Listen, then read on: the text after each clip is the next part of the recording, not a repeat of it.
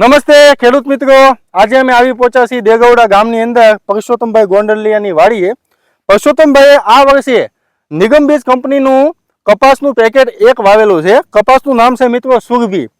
તો પરસોત્તમ કાકા, તમને આ કપાસ કેવો લાગ્યો? પહેલા તો કપાસ બહુ સારામાં સારો, ઘડી ટૂંકી, ઝીંડવે બધી રીતે, અને કુકરનું આમાં કોઈ નામ આવતું નથી. બરાબર.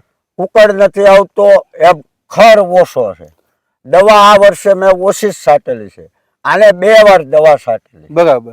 હજી ત્રીજી વાર દવા છાંટી નથી મેં, અને વરસાદના કારણે દવા છટાણી નથી મારી. બરાબર.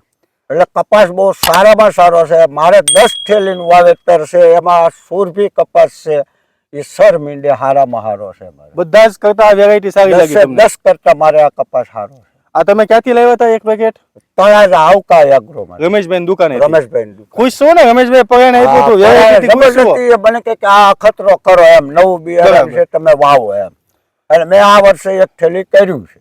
અત્યારે આપણે એવરેજ કપાસ આ બધો જોયો, આની અંદર એકલો માલ જ દેખાય છે, બરાબર? એકલા ઝીંડવા જ દેખાય છે, બરાબર ને? હા હા હા.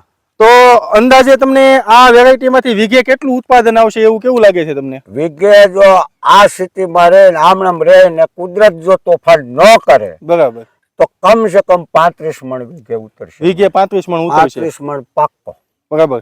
તો આવતા વર્ષે તમને આ વેરાયટી કેટલી વાવશો તમે?